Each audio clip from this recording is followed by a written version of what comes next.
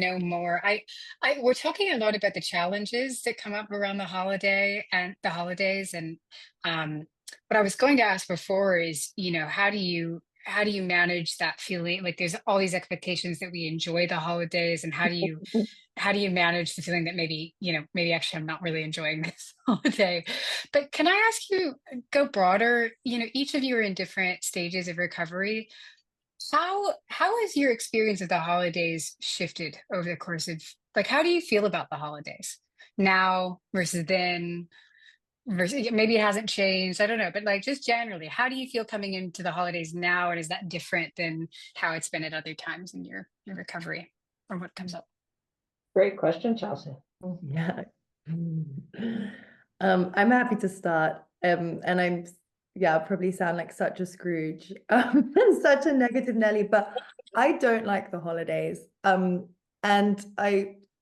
yeah, I don't think that is purely because of my recovery journey or like my past experiences. I just think, and as Lydia, as you were saying, the holidays like are so triggering in so many ways, like whether it's grief, like that you're experiencing right now, or like I feel like the holidays are such reminders of the people who like no longer have in your life. So like previous grief as well. I just feel like I lost my dad when I was young, and I just feel like the holidays really remind me of that. And like I can find them very sad.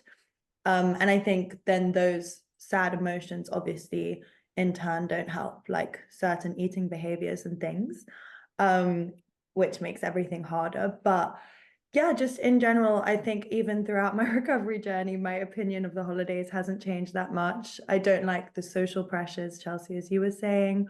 I think it makes people feel really alone and like they're not doing enough. Yeah, this Christmas, I haven't wanted to do like anything or like do any social things. And like, again, I've just accepted that that's okay. And like, that's what I need this year. But yeah, I do find them very hard. And I know there are so many positives of the holidays and like it is a celebration, but yeah, for me, it hasn't really changed my opinion that yeah, my heart goes out to so many other people during the holidays, I think. And like, I find it so hard not to be reminded of all the people who are alone or all the people who are going through eating disorders alone in hospitals or yeah, just in a big family who don't understand what they're going through. Yeah, so many different emotions can come up around the holidays. Yeah.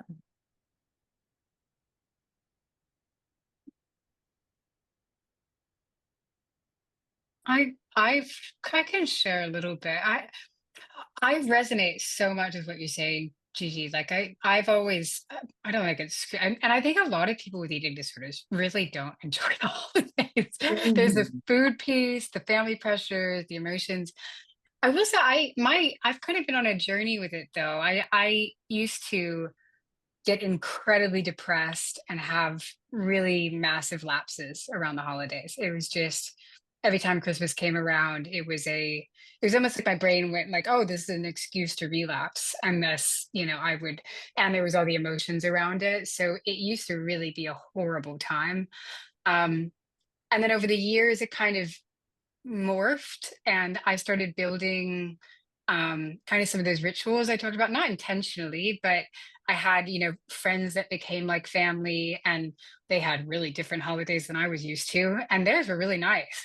And so so that, and some of the eating disorder behaviors, or not behaviors, but even just the obsession around food was releasing a little bit. So it didn't have those stresses, and I wasn't in really difficult family environments. So that, like, it lessened it, and I started to look forward to holidays because I really enjoyed the time I was spending with them.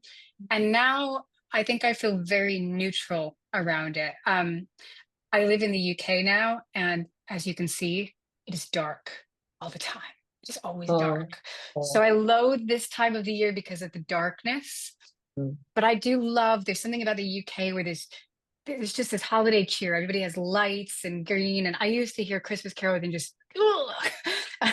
And now I don't mind. It's kind of cute and it's sweet that there's all of that cheer around it. And I think over a decade, I've let go of any expectations for what my holiday needs to be. So whatever it is just sort of nice. Like my partner's family loves to go on vacation during the holidays to like sunny, beachy places. And sometimes I get taken along and it's awesome. It's wonderful. Yeah, cool, great. And then this year we're at home and I'm like, oh my God, we're not having to go anywhere, get on a plane and to just chill. And there's no, so now I have neutrality around it. But I really, really like truly neutral, just, something that's not the darkness. But I used to hate them. And I don't know. I don't have the same like cheer and have to decorate all the house stuff. It's just I don't have that, but that's been my journey. I don't know if anybody else has been on a journey. Maybe it's just me. No, I relate to that so much. I was thinking about it because there's such heavy grief around this time of the year for me. And I also like loved holidays growing up and remember feeling so excited. Like I could see, like my childhood bedroom was at the top of the stairs and I could see our Christmas tree like from my bedroom. And like I try to like call back those really like positive, warm memories that I had. And like that helps me feel like just like, oh yeah, like I did enjoy this time of the year at one point, and like even though they've gotten hard and they've ebbed and flowed, like calling back to those times and not thinking about all the other things that were happening at that time, but just remembering like how special that felt when I was little has been really grounding for me. But I feel like early in recovery, I very much still felt those expectations around the holidays of like, I need to have it together. I need our family to be really happy. I need everyone to like each other. Like there's a lot of pressure that I felt of like, I need to make this work. I need this to be what I have in my mind, the images of what Christmas looks like and feels like. And I feel like throughout the past 10 years of my recovery, learning that I'm like, oh, it's actually the most helpful for me if I check in and see like, oh, what feels good this year? Do I want to go out and do things at night? This year, the answer has been no, that my body is feeling much more sensitive to the cold. So if I'm going to do things, it's going to be earlier in the day and that I bundle up on the couch and watch a movie. It doesn't have to be a holiday movie, but I make some kind of, yeah, like a ritual. I want to say like a soft ritual for myself. And it's not like something I do every year, but a lot more just checking in to say like, what feels like honoring of this time. But I love to with the darkness. I'm very sensitive to that. So I do love all of the lights hung up. I do feel like there's an overall like a little like extra burst of like friendliness or like jolliness around. And I live in the city in Denver, so there's often a lot of things happening on the weekends that it feels very like communal almost. So I think taking those aspects of it and saying like, oh, there are like a lot of people that are feeling happy, and I like to feel like I like to witness that, even if I'm not feeling it. I think it's been helpful for me to say like, oh yeah, other people can be experiencing that joy, and I love to be a witness to it, even if I don't necessarily feel it.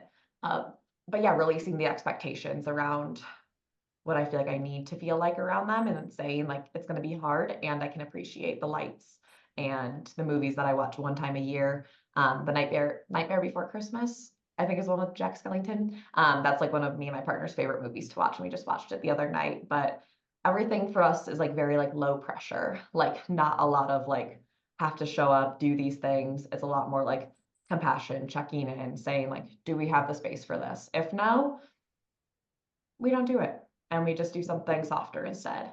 So yeah, definitely the wave of like, I need to perform, need to do these acts that are very much part of the time of the year into now saying like, they're going to look different every year for me. And this year we're doing something completely different and I'm excited for it. So switching it up, allowing there to be, I think, that space and not having the expectation that everything has to be the same or I have to feel the same is really freeing for me. So I'm older, guys, and have lived through several versions of what the family looks like. The one I grew up in, the one that we raised, multiple ones that constitute where my own children are raising families. And so I also have a personal connection to the spiritual parts of the Christmas celebration, which is quite lovely because there is a focus, and I'm very conscious. We live in a college town. I'm very conscious that that is not necessarily widely shared. And the Christmas carols is making half of my friends really crazy. They're like, "Are you kidding me?" More still.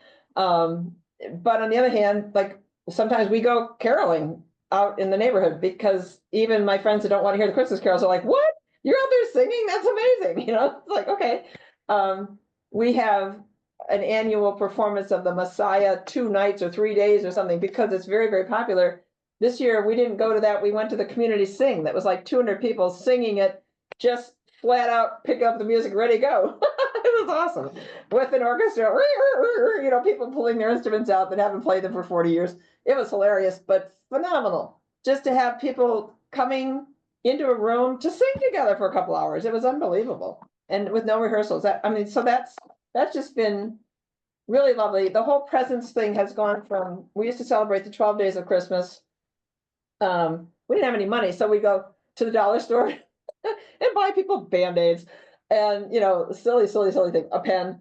But now that's calmed down because in our exact family, we only exchange one gift. We put all the names together and we exchange one gift, and boy, does that help a lot to the pressure, and we have a financial limit, which I always set below everybody else's. They're like, Joan, that's too little. So, oh, come on. So they make me push it up a little bit, but a very modest limit. Those things have been super helpful, and allowing myself to say, okay, there are 15 really good things to do today, tomorrow, the next day after the next day, because this is a college town and everything's just all out of control. You probably should take a nap.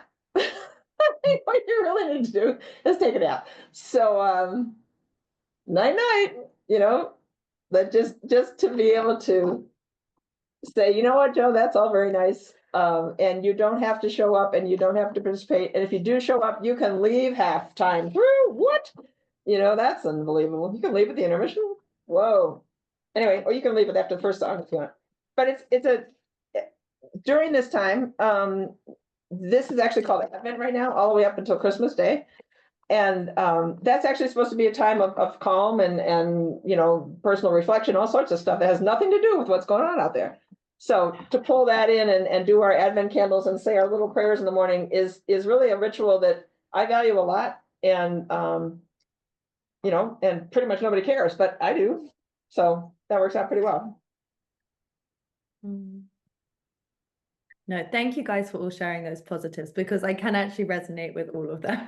And even I think I came in a bit strong, because even last night I went to a carol concert, and that was like my first Christmassy thing. And I was stood there again, just like watching this amazing choir singing, like again, without rehearsals, like such cheery, joyful songs. And like everyone just does put on, like it is such a reflection of community and like the incredible talents that people have. And like everyone's got their own story, and the fact that people can like put on such a brave face and like come through that is so inspiring. And especially in London, as you were saying, Chelsea, like there is so much magic and beauty to see. Like I was stood in this cathedral, like with all the lights turned off, and it was completely candlelit, and there's no other time of the year that I would be standing there doing that. So I guess it is really important to kind of like see the beauty in some of the smaller things, and not get like, not look at the whole picture, but just take the small things.